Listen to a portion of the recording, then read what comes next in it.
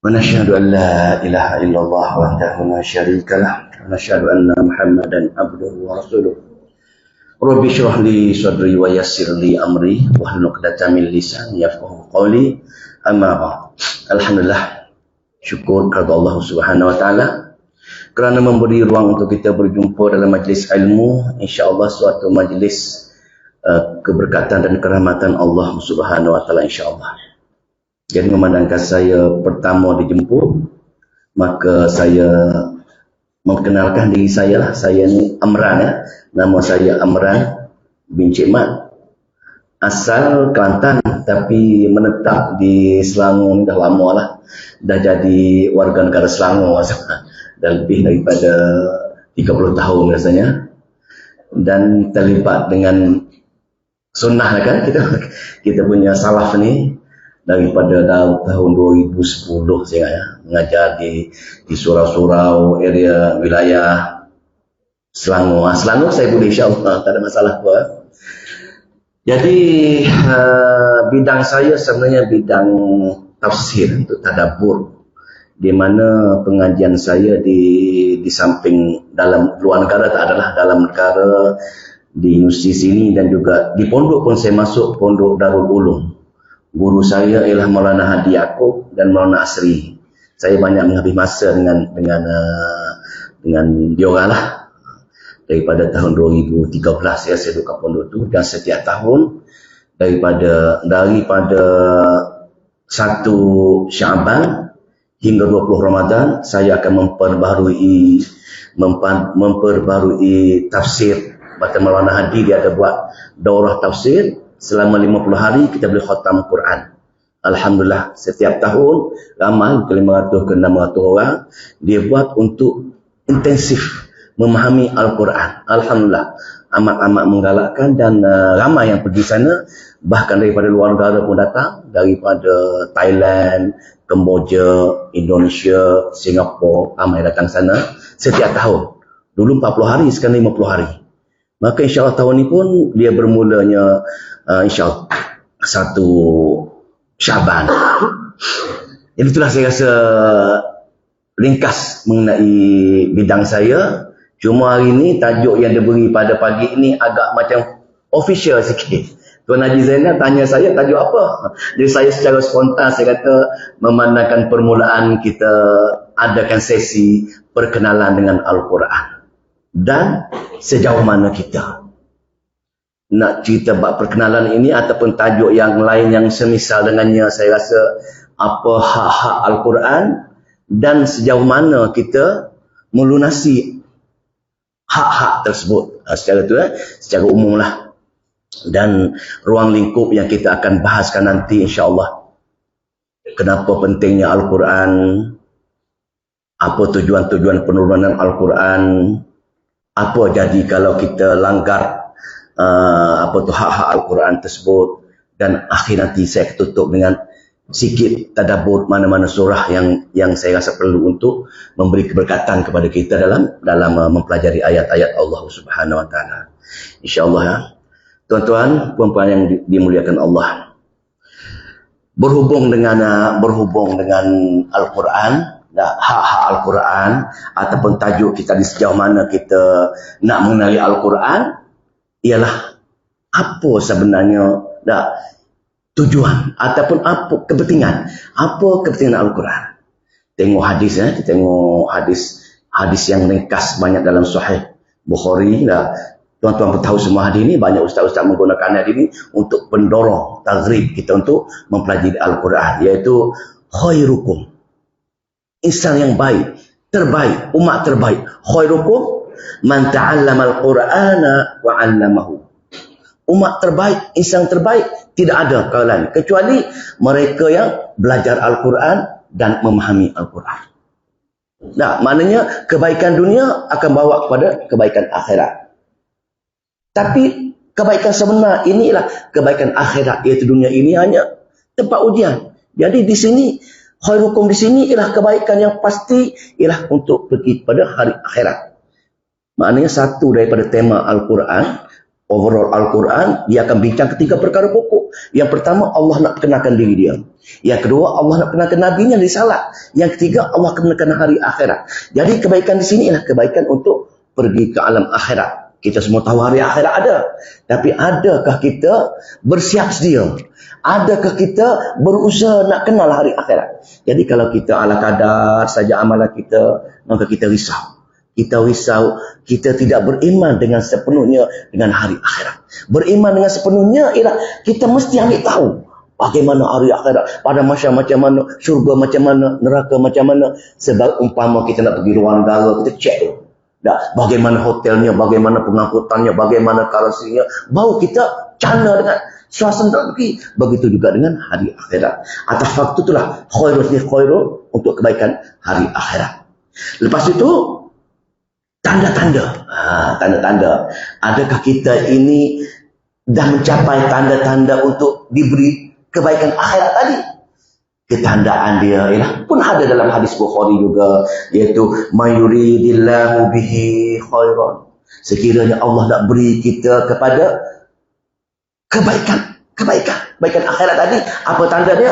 Maka yufaqihu fiddin. Maka Allah faqihkan kita dengan perkara-perkara agama. Ad-din. Dalam agama kita, konsep ad-din, dia ada berkaitan dengan ad-din, dia ada berkaitan dengan syariat, dia ada berkaitan dengan milah. Tiga perkara biasa orang terjemah, sama perkara agama sajalah. Ad-din ialah ketaatan yang kita amalkan untuk mengikuti perkara yang baik yang syariat. Ad-din ialah nak ikut syariat.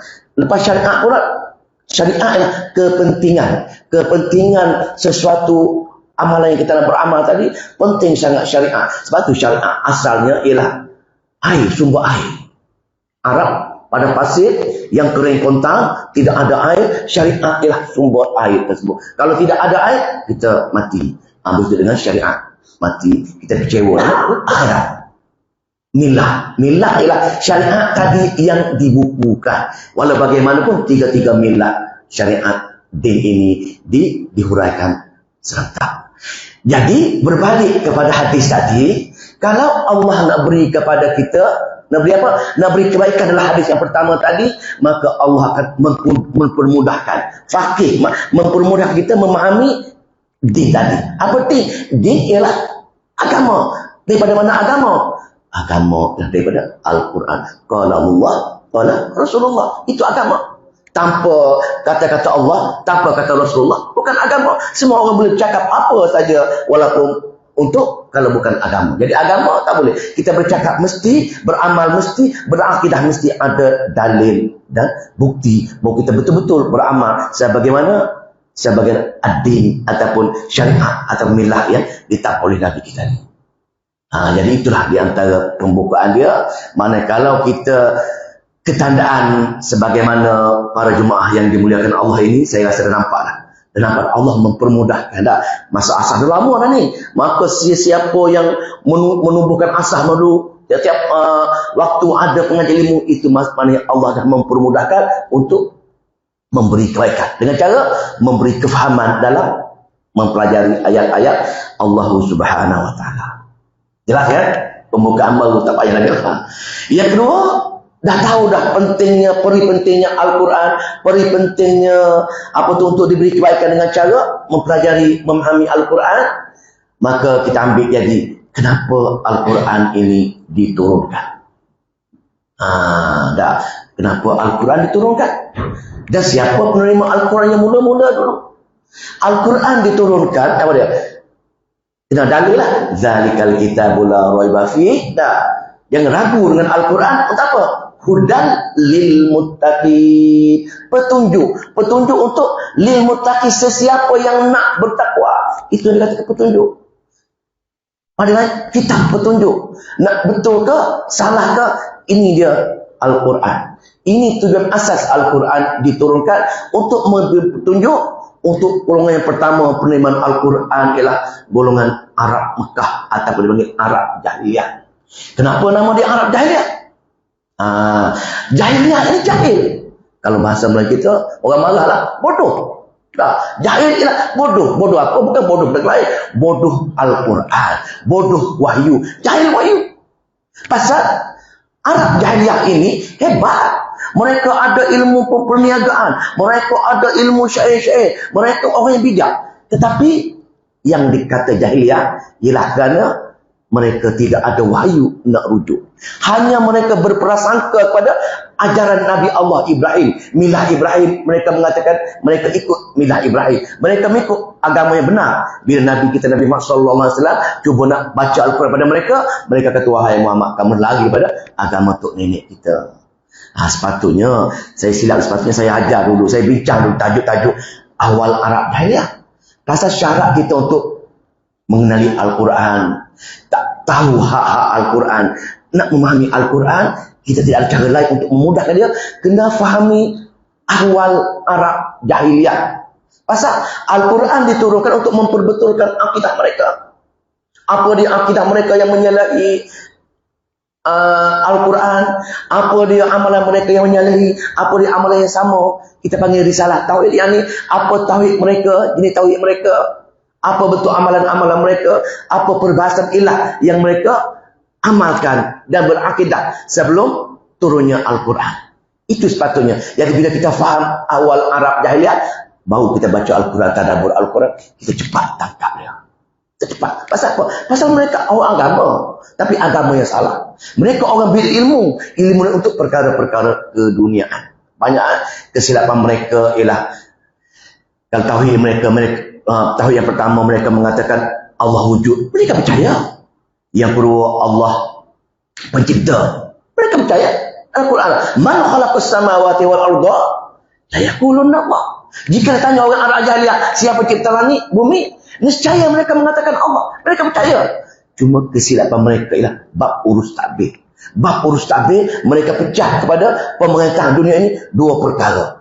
Perkara besar-besar, buat langit, buat bumi, turun rezeki, gelombang lang Allah. Tapi bab perkara kecil-kecilnya memadai wakil-wakil Allah cukuplah. Kalau setakat nak pergi menjala ikan di laut, setakat nak pergi memburu binatang, minta dengan syekh-syekh keramat kawasan itu cukup dah. Itu beza dia. Perkara kecil-kecil mereka mengatakan selain Allah. Perkara besar-besar mereka mengatakan Allah. Situ timbul kesyirikan Arab jahiliyah. Jadi sini semua bila kita faham awal Arab jahiliyah, tengok Al-Quran baru jelas kita nampak. Sekali cerita bab Al-Quran tadabbur dia, kita akan nampak suasana ilah yang dimaksudkan dalam Al-Quran. Kesyirikan, kezaliman yang ditentukan oleh Al-Quran. Pertama jelas. Jadi tujuan yang pertama yang nak sebagai petunjuk, yakni nak tunjuk orang Arab jahiliyahnya jauh sangat dengan kebenaran yang sebenar yang Allah peruntukkan, iaitu tidak ada ilah yang lain melainkan ilah Allah semata-mata. Yang pertama lah. Yang kedua dari segi apa? Dari segi doa Nabi Allah Ibrahim. Doa Nabi Allah Ibrahim. Semasa Nabi Allah Ibrahim ini banyak sekali kisah dia dalam Al-Quran. Tetapi sebelum dia menjadi Nabi, tidak ada kisah. Tapi selepas dia Nabi, banyak kisah-kisah dia bagaimana dia bermula di Iraq. Tidak ada pengikut dia kecuali 3 orang. Isteri dia Siti Sarah dan anak saudara dia Nabi Lut. Dia walaupun tak ada pengikut, dia menyebarkan ayat-ayat Allah Subhanahu Wa Taala dalam bentuk suhuf. Dia pergi jumpa kaum dia pergi jumpa bapa dia pergi jumpa raja dia. Dan dia katakan kita pasal dia menyebar ayat-ayat Allah, bercanggah dengan amalan-amalan, bercanggah dengan akidah masyarakat dia dihukum, maka direkahkan kita, maka dia pun berhijrah ke luar negara, dia pergi ke Palestin, di Palestin dia berdakwah juga dengan Mesir. Jadi ada kes kat situ, kerajaan Mesir bagi hamba dia hajat pada dia pun tak ada anak. Sarah izinkan dia kahwin dengan hajat, maka dia berumur satu babak lain bila hajat mengandung. Ada sikit manusia cemburu di hati Sarah, maka sempena Allah perintahkan juga untuk bawa Hajar ke Arab Mekah. Ini sejarah dia. Bawa Hajar ke negeri yang tak ada orang, tidak ada air, cuma mati saja menunggu. Mati saja menunggu Hajar dan anak dia yang bakal dilahirkan. Dia pusing balik, letak Hajar kat situ, pusing balik. Si Hajar tanya dia, wahai suamiku dah, Kenapa kamu tinggal, kamu nak pergi mana? Dia senyap, tahu dia cakap. Sedih nak tinggalkan anak yang baru nak lahir dengan isteri ni. 3 kali. 3 kali. Ajar tanya, adakah ini wahyu Allah? Ya, wahyu Allah. Jadi, tengok pergantungan. Sarah kata, kalau wahyu Allah, Allah tidak akan menganiaya aku. Begitulah. Maka Nabi Ibrahim pun setiap tahun, dia pergi ziarah. Lahir anak. Boleh berbual, bermain dengan anak, pergi berburu dengan anak dia. Sampai ketika itu, turun lagi wahyu untuk uji Nabi Allah Ibrahim dengan sembelih dia. Tengok ujian Nabi Ibrahim amat hebat. Sebab tu dia bapa sekali Nabi kan. Maka ketika itu dia datang, dia kata cerita berulang kali buat Kaabah. Allah perintahkan menyiapkan Kaabah. Kaabah dah ada foundation dia. Dia menyambung Kaabah. Maka ketika dia berdoa kepada Allah Subhanahu wa taala. Ya. Dia berdoa apa? Rabbana wab'ats fihim. Wahai Allah ya Tuhanku, jadilah Rasul di kalangan orang Arab ini. Tugas Rasul itu baca ayat-ayat kamu. Dan juga di buah sini ini bermulanya doa Nabi Allah Ibrahim terhadap Al-Quran. Tuan tengok surah Al-Baqarah ayat 129. Tengok ada pasal Quran ni, tengok dengar, jangan jadi halwa saja hilang pasal keberkatan dia dekat Al-Quran. Dekat ni tengok Al-Quran ayat 129 Al-Baqarah.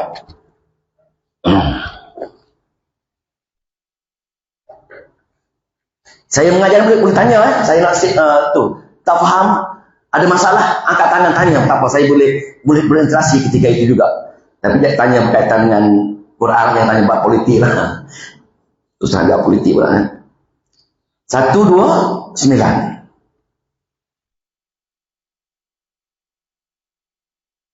Ujung muka surat 20. Rabbana wab'ats fihim rasulam minhum. Rasul di kalangan orang, kamu di kalangan orang Arab itulah. Yatlu alaihim ayatika. Pertama, Nabi Allah Ibrahim minta dengan Allah, nanti Rasul untuk baca ayat-ayat Allah. Apa dia?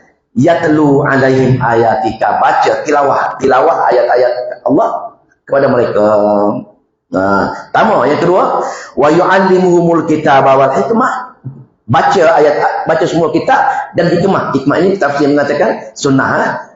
Tahu cara-cara amalan macam mana, tujuh cara itu dengan hikmah tadi. Yang ketiga, wa yuzakkihim, tazkiyah. 3, tilawah, ta'lim, tazkiyah. Intajuk kita ni. Hak Al-Quran ialah dalam surah Al-Baqarah ada 3, yakni tilawah, ta'lim dan tazkiyah. Nabi Allah Ibrahim berdoa kepada Allah, turunkan Rasul di kalangan mereka orang Arab. Yang tu tugas dia baca ayat Allah yang turunkan wahyu. Tugas dia tilawah, ta'lim dan tazkiyah. Saya urap apa dia 3 perkara ni, sambung lagi. Jadi berlantiklah, maka terima kabullah doa Nabi Allah Ibrahim ayat 152. Dekat-dekat je. Ayat 151. Muka surat 23. Dekat-dekat ya. Doa Nabi Allah Ibrahim, ingat tilawah, ta'lim, tazkiyah. Tengok 151. Kama arsalna fikum, sebagaimana ayat ini bergantung dengan kiblat, tak apalah, tak kisahlah. Sebagaimana yang kami tu bagi kamu nikmat-nikmat yang lain, nikmat yang besar bagi kamu wahai orang Arab, ialah apa dia? Arsalna fikum rasul, nanti nabi di kalangan kamu, minkum dengan kamu. Tugas Nabi yang pertama ni, intajuk nak belajar ni. Tugas Al-Quran yang pertama ialah yatlu alaikum ayatina. Tilawah ayat-ayat kepada kamu, ayat-ayat kami. Apa tilawah? Apa dia tilawah? Tilah dulu, kita baru tengok musabaqah pertandingan Al-Quran. Musabaqah Al-Quran. Sekarang dipanggil tilawah, tilawah Al-Quran. Tilawah ialah apa dia? Tilawata tazkir. Baca ayat-ayat Allah sambil memberi nasihat. Tilawah. Baca ayat-ayat Allah sambil memberi nasihat. Wa tilawata da'wati ilal iman. Baca sambil mengajak, berdakwah kepada, tarik pada keimanan, tauhid, iman ataupun itu tugas Quran pertama. Baca ayat-ayat Allah. Baca kepada siapa? Baca kepada umat yang lain. Untuk apa? Tarik mereka beriman kepada Allah Subhanahu wa taala. Mana tilawah? Tilawah di sinilah. Kita baca Al-Quran, orang lain faham, ajak dia beriman kepada Allah untuk mengesahkan Allah Subhanahu wa taala. Itu baru tilawah. Jadi kalau setakat baca Al-Quran, itu bukan bagi tilawah. Tilawah baca, faham dan ajak mereka beriman. Pertama, itu ikut jalan tafsir jalan lain, dia kata macam tu. Pertama. Yang kedua, tinggallah. Yang pertama tadi doa Nabi Allah Ibrahim. Diminta apa? Tilawah. Wa yu'allimuhum kitab wal hikmah. Allah tukar. Allah tak bagi. Yang kedua tadi Allah dahulukan tazkiyah. Apa tu? Yatlu alaikum ayatina wa yuzakkikum. Bagi tazkiyah, menyucikan diri mereka. Tadi yang nombor 3, doa Nabi Allah Ibrahim. Tazkiyah nombor 3. Tapi Allah lulus menyucikan diri, duduk nombor 2. Tengok kenapa? Pentingnya tazkiyah. Apa dia tazkiyah? Tazkiyah menyucikan diri. Kan ada ustaz-ustaz dia kata tazkiyatun nafs. Dia baca untuk penyucian jiwa. Dia baca 2-3 potong ayat. Dia tengok apa dia untuk menyucikan diri jiwa ni. Apa dia menyucikan jiwa? Menghilang daripada segala dosa. Bila baca ayat-ayat Allah dalam bentuk zikir, bila baca ayat-ayat Allah dalam bentuk bersyukur, baca ayat-ayat Allah dalam bentuk doa, baca ayat-ayat Allah dalam bentuk mengagungkan Allah, maka timbul rasa dalam hati takut dengan Allah Subhanahu wa taala, bergantung kepada Allah Subhanahu wa taala. Itu dipanggil tazkiyah. Kalau ikut tafsir Jalalain, tazkiyah ialah yutahhirukum anisyirki, maknanya menyucikan diri daripada syirik kepada Allah Subhanahu wa taala. Nah, ceritanya Al-Quran ini, tuan-tuan pun paling muliakan Allah, paling utama ialah nak menjauhi kita daripada dosa syirik kepada Allah Subhanahu wa taala. Dalam Al-Quran cerita bab neraka kekal, cerita bab balasan neraka, tidak ada dosa-dosa setakat mengumpat, mencuri, berzina, bunuh orang. Al-Quran cerita bab hukum neraka kekal, syirik kepada Allah Subhanahu wa taala. Sebab dalam Al-Quran, 80% dalam Al-Quran cerita bab akidah, cerita bab tauhid. Tugas Paul baik tadi, Allah akan kenalkan diri dia, yakni mentauhidkan dia, lawan dia syirik dengan dia. Allah mengenalkan Nabi dia risalah. Apa dia? Membuat amalan-amalan seperti Nabi buat. Lawan dia bid'ah. Yang ketiga, Allah akan ceritakan bab hari akhirat. Lawan dunia. Takut-takut kita leka dengan ni, seronok sangat duduk dunia ini, lupa nak pergi ke hari akhirat. Itu masalah besar kita. Kita dilekakan dengan dunia. Maka akhirat ala kadar saja. Maka di sini tengok Allah kan, wa yuzakkikum, maknanya menyucikan diri daripada segala, kalau ikut tafsiran, dosa kecil, dosa besar pun termasuk penyucian diri. Tapi tafsir Jalalain untuk hilang pada kesyirikan pada Allah Subhanahu wa taala. Yang ketiga barulah wa yu'allimukumul kitaba wal hikmah, yakni baca semua kitab Al-Quran untuk kita ni, fahami dia dan beramal dengan dia, dan juga tanya, tengok amalan-amalan yang dibuat oleh Nabi dan sahabat, bentuk as-sunnah. Mana wal hikmah ni ikut Imam Syafi'i, hikmah ialah sunnah Nabi tersebut. Apa bentuk amalan-amalan Nabi, apa bentuk amalan sahabat, maka sahabat sunnah ialah al-sunnah wal jamaah. Sunnah Nabi dan jemaah sahabat. Ini baru tepat. Kalau sahabat buat, kita kena ikut. Pasal apa? Dia sahabat. Dia sahabat. Dan pada dalam Al-Quran, Allah ceritakan tentang sahabat ni. Maka itulah hak Al-Quran. Jadi kalau kita tengok tiga-tiga tugas, tiga-tiga hak Al-Quran tadi, semua tugas-tugas tadi menuju kepada memahami Al-Quran. Kalau kita tidak memahami Al-Quran, kita tidak menggunakan hak-hak Al-Quran tersebut. Dalam ayat lain, afala yatadabbaruna al-Qur'ana, maka tidakkah kamu bertadabbur dengan ayat-ayat Allah Subhanahu wa taala? Am ala qulubin aqfaluha, adakah kamu ini macam dikunci hati-hati kami? Orang tak belajar memahami baca Al-Quran saja ibarat hati dikunci. Teruk ni. Dalam ayat yang lain Allah laknat. Siapa dia? Kal an'am. Orang yang ada hati, orang yang ada mata, orang yang ada telinga tapi tidak memahami apa dia perintah Allah, maka Allah kata kal an'am, mereka taubah sebagaimana binatang ternakan, bal adallu, lebih teruk daripada binatang ternakan. Amat-amat mengerikan bila kita baca dengar ayat-ayat untuk memahami ayat-ayat Allah. Quran bukan untuk semata-mata untuk dibaca, tapi jauh daripada perkara-perkara lain yang lebih penting lagi, memahami dia, bertabur dengan dia dan beramal dengan seperti mana yang kehendaki Allah.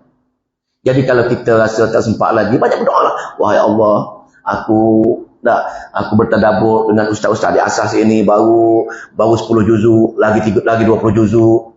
Ampunlah aku, wahai Allah, kalau ada amalan-amalan aku, ada akidah aku tak sempat hadir dengan ayat-ayat kamu. Wahai Allah, permudahkanlah aku untuk dengar semua kata-kata kamu, wahai Allah, sebanyak 20 juz tadi. Kita berdoa dengan Allah, insya-Allah Allah akan mempermudahkan. Orang kata, payah ustaz, kita tak pandai bahasa Arab, Quran bahasa Arab. Tak boleh. Dalam Al-Quran, walaqad yassarnal Qur'ana lidzikr fahal min muddakir. Surah Al-Qamar 4 kali Allah ulang. Aku memang permudahkan Al-Quran. Cuma kenapa kamu tak nak baca, tak nak belajar, tak nak mendengar? Itu je. Punca kita. Nak depan Allah tak boleh. Kita tidak ada hujat depan Allah mengatakan kita tak pandai sekian-sekian. Sedangkan Al-Quran, Allah walaqad yassarnal Qur'ana lidzikr, memang Quran aku mudahkan. Dan kenapa kamu tak nak belajar saja?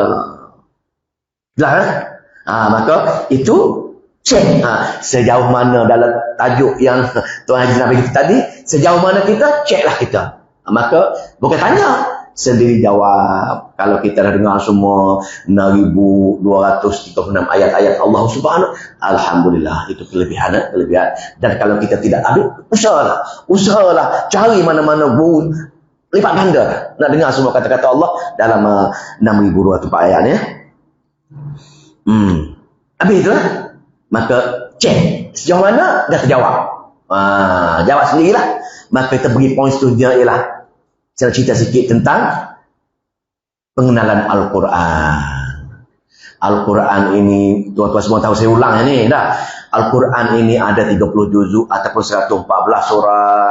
Dah. Dia bermula dengan Fatihah, dia berakhir dengan An-Nas. Dah. Banyak sekali tafsir. Al-Fatihah tu sirul Quran.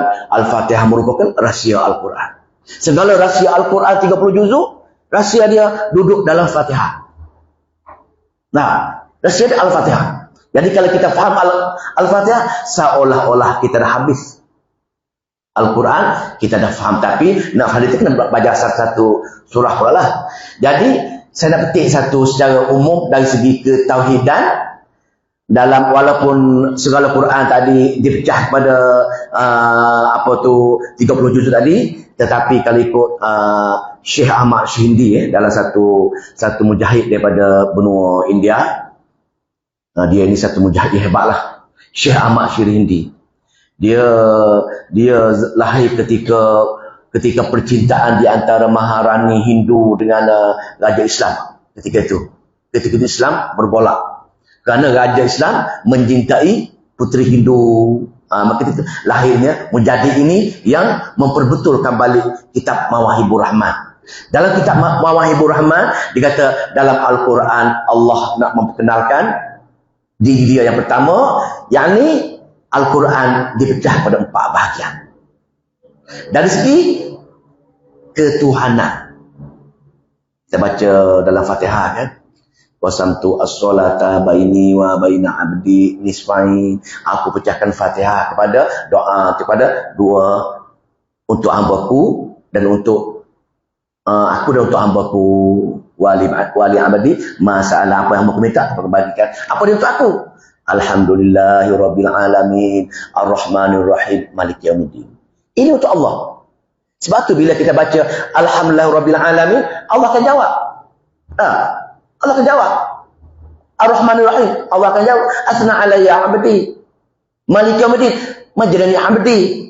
Semua Allah jawab. Tiga-tiga tu semua Allah jawab. Jadi ikut Syekh Ahmad Shihindi tadi, dari segi ketuhanan, satu Quran besar 4 dipecahkan 4. Al-Quran 30 juzuk. Dari segi ketuhanan pecah pada 4. Dari segi ketuhanan.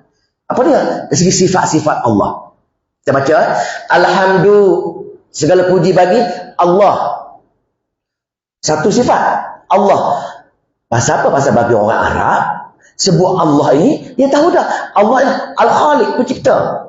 Dah sinonim dengan orang Arab. Sebut Allah saja, oh Allah cipta langit, cipta. Dia tahu dah. Maka Allah pencipta. Yang kedua, Rabbil Alamin. Tuhan penjaga. Tuhan cipta kita, Tuhan jaga kita. Dua sifat. Yang tiga, Ar-Rahmanir Rahim. Pemurah dan Maha Penyayang. Maka urus tabik. Tiga sifat Allah. Yang keempat, Maliki Yaumiddin. Maknanya Maliki dialah penguasa pada hari kemudian nanti. Tiga sifat Allah. Allah pencipta, Allah penjaga, Allah urus tabir, Allah lah yang berkuasa pada hari akhirat. Allah membalas pada hari akhirat. Empat sifat Allah. Boleh? Empat sifat Allah dalam Fatihah tadi. Yang Allah kata, ini untuk aku ni, wahai hamba. Kamu kena baca betul-betul dalam Fatihah. Alhamdulillahirabbil alamin. Ar-Rahmanir Rahim. Maliki Yaumiddin. Maliki Yaumiddin. Tiga ayat tapi empat sifat. Jadi kita ikut Syekh Ahmad Syirindi, kitab Mawahibur Rahman, satu Quran 30 juzuk, dia pecah pada empat berdasarkan sifat-sifat Allah tadi. 1/4 pertama 30 kita bagi dah. 4. Berapa? 30 bagi 4 dia jadi 7.5 kan? Maka kita cari 7.5 daripada Fatihah ke mana? Campurlah lebih kurang ni. Pasal dia berdasarkan surah kan? Dia akan sampai pada surah Al-Maidah. Al-Fatihah, Al-Baqarah, Al-Imran, terus sampai ke Al-Maidah, itulah 7.5. Lebih ataupun sikit atau kurang sikit. Itu bahagian pertama. Kalau kita baca semua keseluruhan bahagian pertama Al-Quran ini, Al-Fatihah ke Al-Maidah, Allah akan ceritakan diri dia, memperkenalkan kepada kita semua ni, wahai hamba, akulah mencipta kamu. Kenapa kamu telah taat dengan aku? Pasal aku mencipta kamu. Sama. Lepas tu dia bermula dengan Bismillahirrahmanirrahim. Segala Bismillah dengan berkah nama Allah yang Maha Penyayang. Pasal aku yang Maha Pencipta. Boleh? Sifat yang kedua, apa sifat yang kedua Allah? Rabbil, Rabb. Apa dia Rabb? Penjaga. Allah penjaga. Maka daripada surah Al-An'am, selepas surah Al-Maidah, Al-An'am, sehingga telah pada surah 7.5 juzuk balik, sampailah ke surah, apa dia? Al-Isra, surah Bani Israel. Sama juga. Al-An'am pun dia bermula dengan Bismillah juga. Bismillah juga. Bukan, sorry. Bukan, Alhamdulillah, silap. Alhamdulillah surah Fatihah, Alhamdulillah surah Al-An'am. Segala puji bagi Allah kerana dia mencipta. Segala puji bagi Allah kerana dia penjaga. Boleh satu separuh Quran lah. 7.5 dah jadi 15 juzuk dah. Lepas tu daripada lepas surah Isra, surah apa? Al-Kahfi. Al-Kahfi apa bermulanya?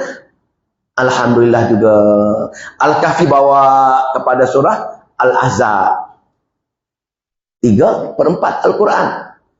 Dialah Allah Maha urus tabir. Habis surah Al-Ahzab surah apa?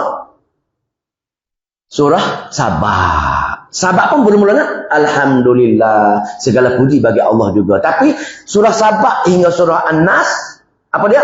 Maliki Yaumiddin, dari sifat Allah, yakni Allah lah yang berkuasa pada hari akhirat. Jadi kita nak membentuk diri kita, nak tazkiyah diri kita, nak tahu hari akhirat, bacalah bahagian terakhir dalam Al-Quran daripada surah Sabah hingga surah An-Nas. Di situ semua diceritakan bab-bab hari akhirat. Untungnya kita umat akhir zaman, kerana Al-Quran satu-satunya kitab daripada kitab Injil, Zabur dan Taurat yang cerita dengan detail sekali bab hari akhirat. Supaya kita umat akhir zaman ini jauh sangat dengan Nabi, betul-betul yakin dengan kata-kata Allah, yakin dengan adanya hari akhirat dan bersiap sedia nak pergi ke hari akhirat. Pening kan ni? Ada bantahan saya kat sini. Ada bantah boleh tanya. Ada bantah tak apa, kita boleh tu minum sikit boleh. Buku. Okey, Mawahibur Rahman, kitab Mawahibur Rahman. Cek buku ada buku apa Kalau pergi daurah tafsir daripada Syah Waliullah, akan cerita balik pasal dia Syah karangan Syah Waliullah Al-Dahlawi ya.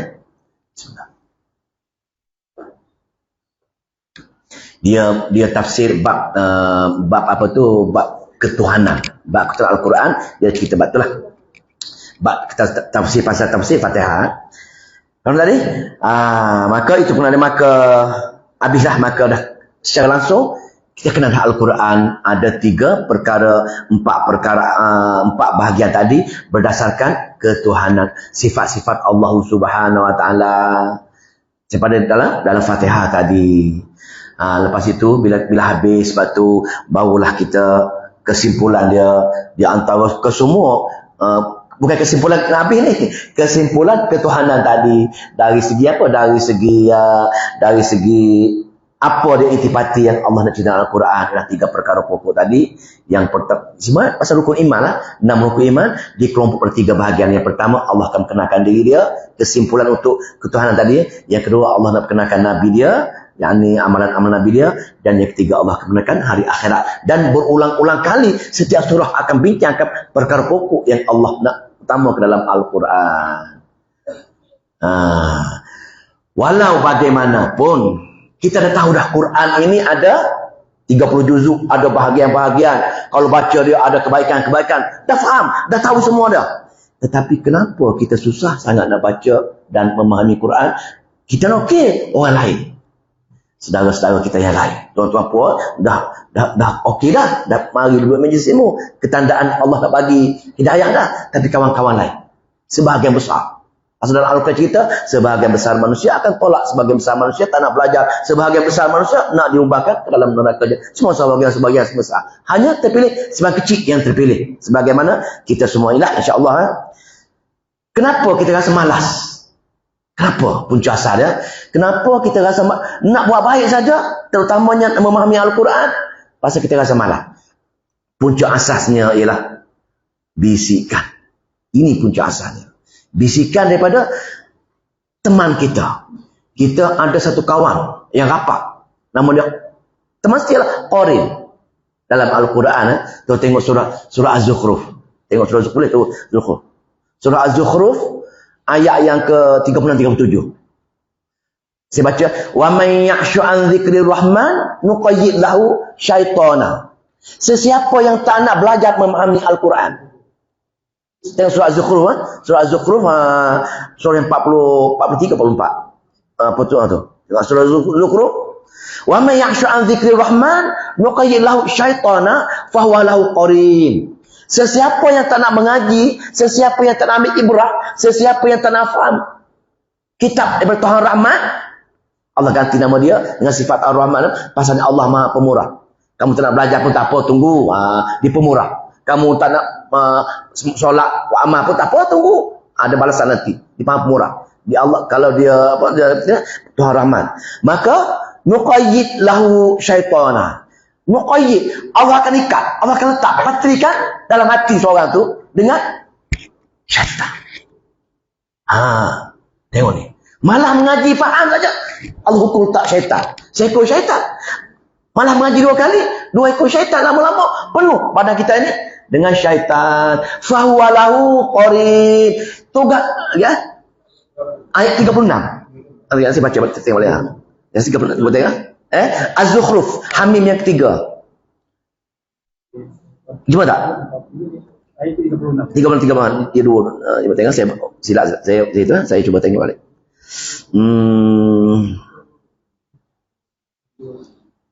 Alhamdulillah. Jumpa tak?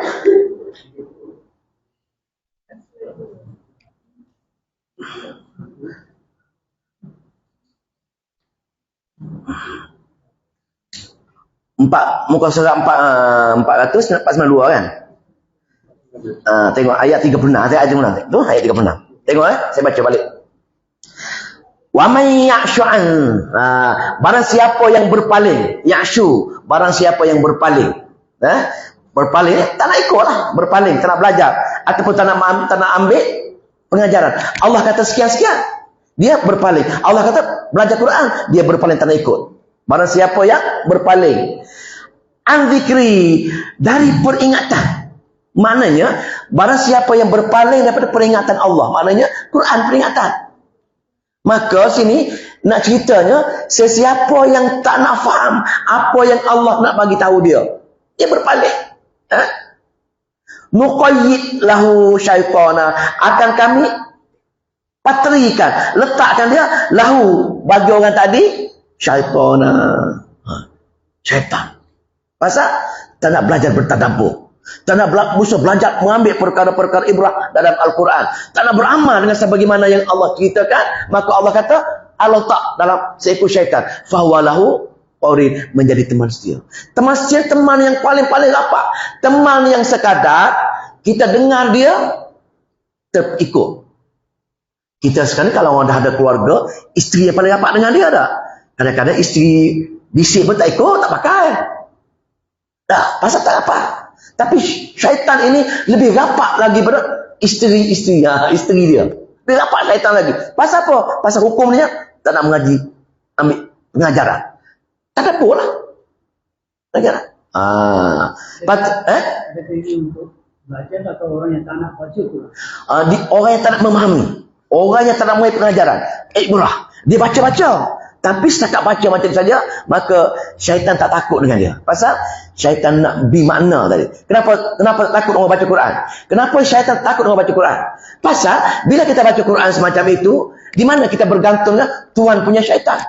Syaitan akan takut dengan kita bila kita bergantung pada Tuhan punya syaitan. Tuan-tuan pergi kepada rumah-rumah sini, ada kok orang bela anjing besar. Anjing namanya Harry, anjing dah, Harry. Kita pergi rumah tuan dia, mesti anjing malam kita dah menyalak, tengok nak keluar persangka dah. Tak boleh, tak ada cara nak lembutkan hati anjing, tak ada cara.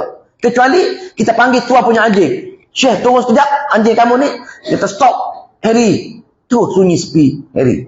Pasal apa? Pasal tuan punya anjing ialah Harry. Tuan punya syaitan yang hasut kita, bisik kita, menjadikan Allah Subhanahu Wa Taala. Maka syaitan, kita bergantung dengan Allah Subhanahu Wa Taala, dia lemah longlai segala-galanya. Bahkan syaitan dalam bentuk jin dengan sahabat-sahabat semua kita nak jumpa. Kalau Sayyidina Abu Bakar radhiyallahu anhu lalu jalan A, maka syaitan akan berkumpul di jalan B, jalan C. Sayyidina Umar lalu jalan C, syaitan akan lari duduk. Pasal apa? Pasal mereka akidah jelas, akidah hanya Allah tempat kita bergantung harap. Iyyaka na'budu wa iyyaka nasta'in. Hanya kepadamu saja wala aku beribadah. Dalam solat aku meninggi kamu, menghina aku. Di luar solat pun aku ikut kamu juga. Dah, lepas tu ada hajat aku minta dengan kamu juga wahai Allah. Ada masalah aku minta dengan kamu wahai Allah. Daripada sebesar-besar hajat hingga sekecil-kecil hajat, aku hanya bergantung kamu saja Allah. Kita faham tu, maka syaitan tak mampu. Batu syaitan jin, bila kita masuk bilik air, kita baca doa, ucap bismillah, mata tak nampak. Tak nampak, kita berbogel tak nampak. Pasal apa? Dia lemah. Tenaga lahir batin, dia lemah. Syaitan bila kita jual nama Allah, dan kita faham, dan kita bergantung dengan dia. Itu hebatnya Al-Quran. Tapi masyarakat jauh sangat. Pasal kita dah lama sangat hanya Quran untuk dibaca. Kadang-kadang ada buat azimat lagi dah. Ambil ayat-ayat, macam-macam ayat lah. Umpah dalam kain kuning, letak kat pinggan. Ambil ayat-ayat cantik, letak dekat kedai, pelari kedai. Itu merupakan kesyirikan pada Allah Subhanahu Wa Taala atas perkara-perkara luar asbab. Dalam kehidupan kita ini ada dua perkara, dalam asbab, luar asbab. Ma fawqa asbab, ma tahta asbab.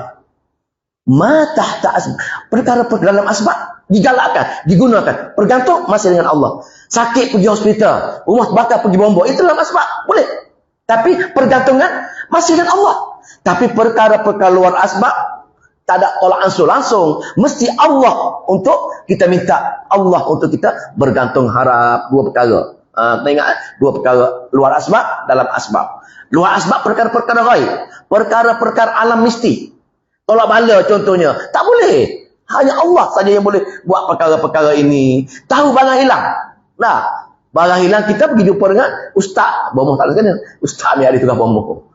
Maka barang hilang, orang masuk rumah ke, pergi jumpa rumah ustaz. Nak menilik di mana barang hilang ini. Maka ustaz dia cerita lah. Barang tengok-tengok, barang ada duduk di Simpang 4 Bukit Jelutong ni, barang tadi. Alah. Dia mengambil sifat Allah Maha Mengetahui kepada selain Allah yang Maha Mengetahui. Maka tapi bomoh tadi jumpa. Betul-betul ustaz tadi. Ada barang tadi. Kita percaya betul hebat bomoh ini. Maka kita telah melakukan kesyirikan kepada Allah Subhanahu. Siapa bagi tahu ini? Siapa yang bagi tahu barang ada dekat Simpang 4 tadi? Syaitan tadi, kawan setia tadi lah. Dia berbaik dengan syaitan tadi. Dia panggil jin-jin untuk menjadi kawan dia. Maka jin pergi tengok. Kawan saya duduk pergi Indonesia. Dia nak test dulu lah masa dia ni buat belajar ilmu-ilmu hitam. Dia pergi mengaji di pesantren yang sana. Dia kata, kamu tahu tak isteri apa, kamu buat apa kat sana? Tak tahu dia kata. Sekejap. Baca lah tengok-tengok. Isteri kamu sedang goreng telur di kaun pantai dia untuk bagi. Kawan saya, orang kenal ni. Ustaz Sunnah Kuayal ni. Dia kata, cuba nak check. Tak confirm. Dua minit, 2 saat tak ingat tu. Dia telefon dia, betul-betul goreng telur. Maknanya jin daripada Indonesia ke rumah dia tu balik Kelantan 2 minit perjalanan dia, lajunya. Mana mungkin kita boleh tangkap jin bola botol, tolong cik, saya sakit ni, jin tipu dia, kelak dia, jin kelak ya. Jin tak apa. Kita ditipu oleh jin yang mengatakan dia kena sekian. Itu manusia pasal kejahilan dengan Al-Quran. Kalau kita memahami Al-Quran, tak ada. Jangan takutlah dengan histeria ke dengan apa ke. Hanya Allah. Dia takut dengan Allah Subhanahu Wa Taala. Panjang kita cerita ni. Buat apa dah? Bagi tahu kalau tak nampak saya dah. Okey, sorry. Kita 6.30. Tak lebih tahu ni. Dah step 4. Okey. Masa mula-mula atas dah nak apa ni masya-Allah. Jadi saya cuba tadi apa tadi? Syaitan kan. Mayasyanuqayyid sahu syaitana fa walau qari. Tugas dia wa innahum la yasuddunahum anis sabila. Tugas dia menghalang kita daripada buat baik. Kalau kita rasa malas nak kuliah tadi, syaitan tadi. Nah. Kita bawa mari sini, mari dia. Ikut kita sini. Ikut. Ikut dia. Tidur je boring ustaz ni mengaru. Dia bisik kita. Dia pejam mata, tarik mata kita, tengok kita. Kalau kita. Tu satu bab. Bab lain. Dia kata, kamu hebat dengar cerita. Apa dengar cerita lagi? Dia pujuk lah. Tunjuk orang si kamu hebat. Bisikan-bisikan syaitan supaya kita tak faham. Boleh? Syaitan ini, kita kata syaitan, mungkin dalam bentuk manusia, mungkin dalam bentuk jin. Jin syaitan, pasal syaitan ini sifat. Tak, sejarah Allah buat dulu lah. Allah buat bagaimana Nabi Adam dulu, penciptaan dia, sifat. Maka itulah, orang yang nak mengaji Quran, itu yang halang. Dia menghalang. وَقَالَ الَّذِينَ كَفَرُوا لَا تَسْمَعُوا لِهَذَا الْقُرْآنِ وَالْغَوْا فِيهِ لَعَلَّكُمْ تَغْلِبُونَ. Kalau kita baca Quran ni, ganggu, bising, jangan bagi dia faham. Tengok surah Fussilat, ayat 25, tengok. Dia sikit. Allah Akbar, saya rizahkan 10 minit untuk tadabbur sikit. Surah Fussilat, hami yang kedua, ayat 26. Muka surah 469.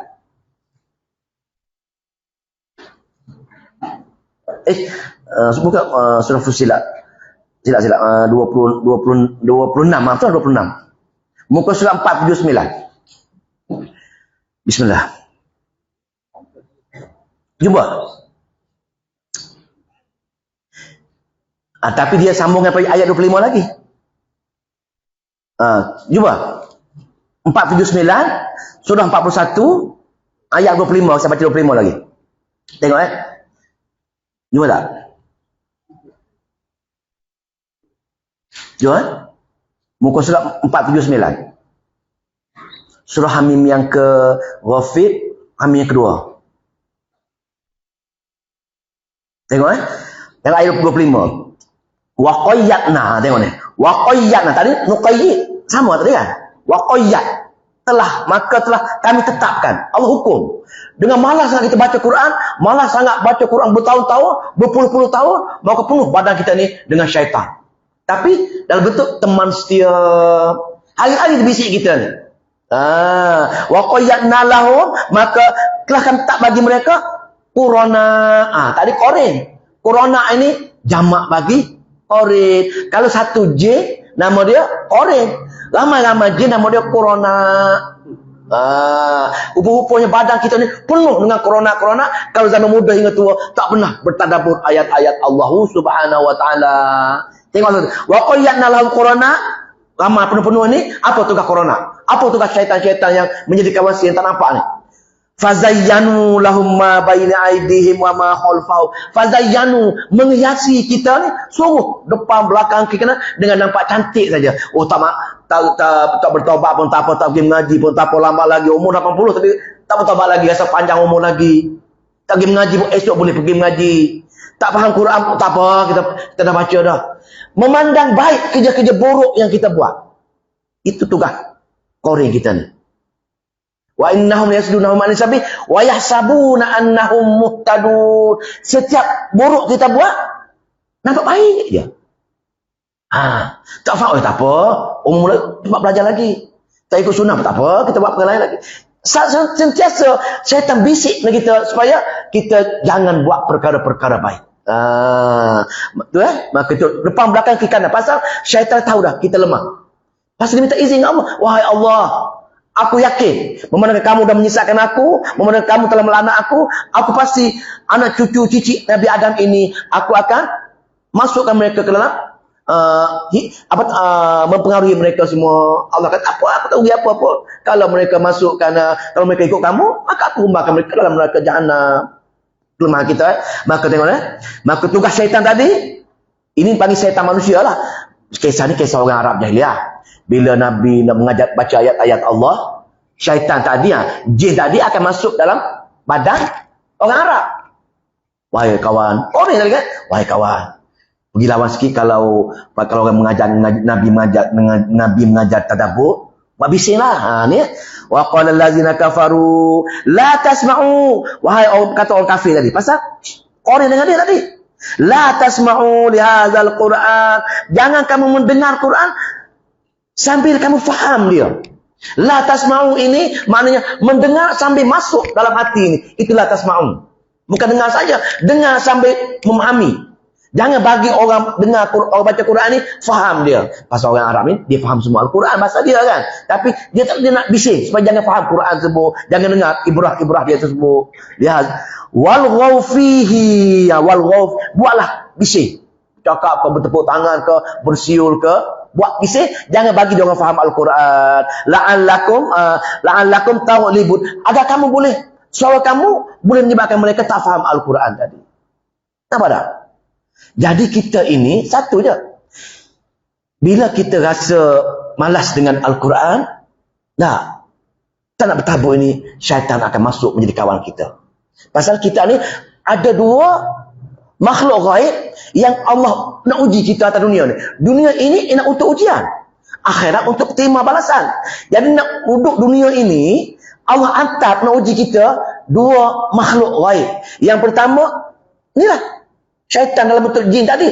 Iblis ni, guru dia tak mati-mati. Tak kerja buat kerja dia ni. Tugas dia ni 24 jam nak tipu kita je kerja dia. Nak tipu kita, nak ajak kita ni duduk neraka jahanam selama-lamanya dengan dia. Itu tugas dia. Kita ni kena kerja, nak berniaga lah, nak bawa Grab lah, nak pergi mengajar lah. Kerja lah. Tapi dia tak ada. 24 jam semata-mata nak tarik kita, jangan tengok, jangan faham Al-Quran supaya dia takut amalan kita benar, dia takut Allah tunjukkan huda Al-Quran ini. Itu je. Tak ada. Maka tertutup laknatullah sangat. Maka sinilah maka itulah bab syaitan. Sebab itulah kalau tuan nak belajar tafsir, kalau untuk akidah kan, belajar surah Hamim. Dia panggil Hamim 7, dia 7 Hamim. Maka itu semua akidah, perkara huraian kepada iyyaka na'budu wa iyyaka nasta'in. Ada dalam ayat 7 surah yang bermula dengan Hamim, surah Ghafir, semua sekali ada. Itu ayat-ayat akidah. Maka bila habis tu, 10 minit saya rasa tempat habis ni. Ajal kita bab Al-Baqarah lagi. Tak apalah, kita sebagai penutup sebagai penutup saya nak tadabbur surah Al-Mulk. Pasal Al-Mulk saya pilih pasal kita dah setiap malam baca kan. Baca Al-Mulk sekilah Al-Mulk tentang nak kaitkan dengan bagaimana kalau kita tak menunaikan hak Al-Quran ini. Al-Mulk ayat surah yang ke-67 ya. 67.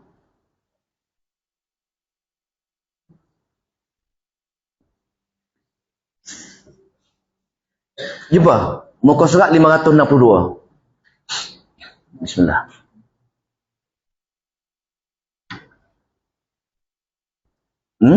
Ada? Di kalangan orang yang zalim, orang yang melakukan kesyirikan atas dasar kerana mereka tak mengikuti apa yang Allah ceritakan, maka Allah humbankan mereka. Oh, tak bercerita tadi. Maknanya Allah uji kita ni ada dua bentuk. Satu jin, satu malaikat. Kalau kita baca Quran, bertadabbur Al-Quran, malaikat akan masuk. Tak baca Quran, tak faham Quran, syaitan akan masuk. Tu je. Malaikat masuk, syaitan lari. Syaitan masuk, malaikat lari. Pilih kita nak ayat mana. Itu dia hukum dia. Pasal dua makhluk gaib ini Allah jadikan untuk menguji kita aja. Banyak dan sebab masa Nabi sebab nak buktikan dengan dalil bagaimana yang bila malaikat masuk ni. Innal ladzina qalu rabbuna Allah thumma istaqamu tatanazzalu 'alal malaikah. Surah apa ayat apa tu? Surah Fussilat tak? Kemudian belakanglah kita kemudian. Tengok ayat yang ke-6. 5 minit. Ayat ke-6 Walil ladzina kafaru bi rabbihim azabu jahannam. Maka dah bagi orang-orang yang kafir.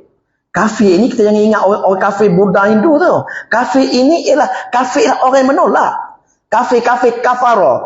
Satarul haqqa inada. Orang yang tolak kebenaran kerana kejahilan dan kesombongan. Kafir. Bukan Hindu kafir. Bukan. Kafir bukan orang Islam. Tolak Quran. Tolak kebenaran. Kufur. Itu je. Simple dia. Tapi kita ingat, aku tak kafir. Aku dah orang Islam. Aku ada Nabi. Aku ada Quran. Itu kata anggapan dia. Sebenarnya tak ada. Tolak saja. Kufur kepada Allah subhanahu. Banyak kaya dia lah. Birabim azab. Maka dihumbakan neraka jahannam. Habis itu tempat. Lepas tu tengok Iza ulqu fiha sami'u la sya'iqan wa hiya tafur. Maka di alam sana tidak ada perkara kena mendengar jeritan-jeritan menangis. Berapa tahun menangis ya. Ini panggil ayat tahwif ukhrawi ya. Bila kita baca ayat-ayat macam ni kita kena berdoa lah. Wahai Allah, ngerinya aku tahwif ukhrawi yang kamu cerita ayat-ayat kamu. Takutnya aku dengan dia, dengan wahai Allah, berilah ketaatan kepada kamu wahai Allah. Kena berdoa. Itu tadabbur. Baca ayat Allah saja yang kabar menakutkan, berdoa. Baca saja beri khabar-khabar gembira, berdoa. Setiap saat kita berdoa kepada Allah Subhanahu Wa Taala. Pasal apa? Nak meyakinkan kita dengan Allah Subhanahu Wa Taala. Dia saja, tidak ada orang lain, tapi Allah ada bersama kita. Imam Syafi'i dia berjalan di tengah-tengah bandar Mesir. Tak, aku berjalan macam maharaja. Duit sesen pun tidak ada, tapi Allah ada bersama aku. Tengok. Ulama yang besar, dia takut, dia tak heran dengan siapa pun. Jadi Allah nak bersama dengan dia saja. Okey, sama lagi. Takadu tamayyazu minal ghaib. Ketika dibombar kena jahanam, takadu tamayyazu minal ghaib. Hampir-hampir pecah neraka. Panas. Sebagai booster. Neraka dah panas dah. Dah diperang beribu-ribu tahun, berjuta-juta tahun. Masuk pula manusia sebagai booster, dia panas. Ada semarah. Nak pecah, terbelah, panas di neraka. Kesan masuk orang jahanam tadi, masuk dalam neraka jahanam. Boleh? Kullama ulqiya fiha, maka setiap kali ulqiya fiha, dilemparkan mangsa neraka jahanam tadi, fiha dalam neraka, faujun secara berkumpulan. Mungkin mereka cangkuk dengan tubuh, ramai-ramai humban. Dah diikat dengan rantai 70 hasta. Ikat. Sumbat bawah, keluar ke mulut. Nak hina sangat. Ahli neraka ini lebih hina daripada segala-gala najis. Malaikat pun takut nak pegang pasal najis sangat, benci sangat dengan ni, maka dia pakai cangkuk, baling rantai. Baling berpuak-puak tadi, fiha saujun. Baling berpuak-puak, nak hayung, sambil-sambil hayung tadi. Tengok Sambil-sambil malaikat menghayung ahli neraka jahanam, dalam neraka jahanam, sempat lagi malaikat tanya. Allah perintah mereka tanya ni, kenapa dia masuk lubang neraka jahanam ini? Tengok. Sa'alahum khazanatuha. Sa'alahum, maka telah menanyai mereka oleh malaikat-malaikat penjaga neraka tadi, khazanatuha. Apa dia? Alam ya'tikum nazir. Tidak ada ke orang tadi dulu yang ajar kamu, beri peringatan pada kamu. Apa dah? Tak ada ke orang beri peringatan pada kamu. Maknanya di sini, peringatan di sini ialah memahami. Mana mungkin kita orang bagi peringatan kita tak faham. Nah, mana kehendak Allah Subhanahu Wa Taala tidak ada ke orang yang memperingatkan kamu adanya hari pertemuan semacam ini. Ayat-ayat kami atas dunia dulu, ayat-ayat ancaman-ancaman kami yang kamu langgar semacam ini. Tengok tu, tanggal lagi. Nampak tak? Mana sabit dengan hak Al-Quran ialah untuk difahami dan beramal dengan dia. Itulah hak Al-Quran. Maka usaha baca juga terjemahan-terjemahan. Sekarang mampulah kalau tak jumpa cari untuk bertalaki ya. Yang sebaik-baik bertalaki lah. Lepas tu apa kata dia? Qalu dia sampai pukul dia qalu bala mereka berkata bahkan ada, tapi qad ja'ana nazirun, tapi dia kata sesungguhnya telah datang kepada kami orang beri peringatan, tapi fakazzabna, kami mendustakannya. Ayat mendustakan ni lah ramai orang salah faham. Bila tengok mendusta, kita tolak ayat-ayat Allah. Bukan. Mendustakan ini ialah orang yang menolak dalam arti kata, amalan dia, akidah dia, tak sama dengan arahan Allah. Allah kata arah A, tapi dia pergi buat C. Maknanya dia mendusta lah. Mendusta arahan Allah. Mendustakan ayat-ayat Allah. Allah kata A, tiba-tiba dia pergi buat C. Kenapa? Dia tak dengar peringatan-peringatan. Ada tapi kami mendustakannya. Lebih teruk lagi, orang yang menangguhkan pembelajaran.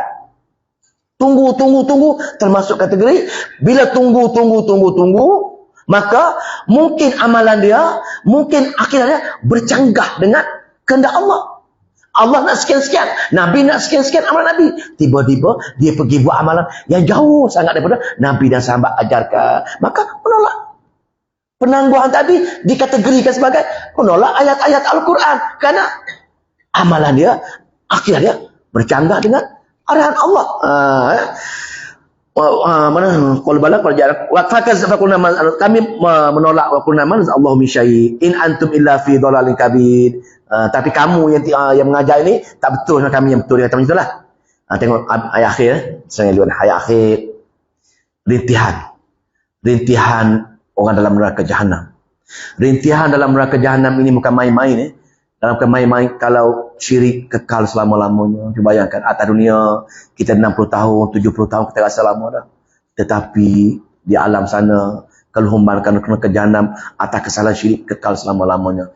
Tidak ada cara kita kena menjadi khairul tadi, kenalah berusahalah macam mana pun hari-hari kita kena dengan Al-Quran, menjadikan Al-Quran sebagai manual prosedur hidup kita sebenarnya. Jangan hanya dibaca bulan Ramadan tadarus 5 kali, 7 kali. Betul, baca memang pahala besar 1, 10, betul. Itu tak nafi, jangan nak tolak. Tetapi hidayah, petunjuk, hudan tak ada.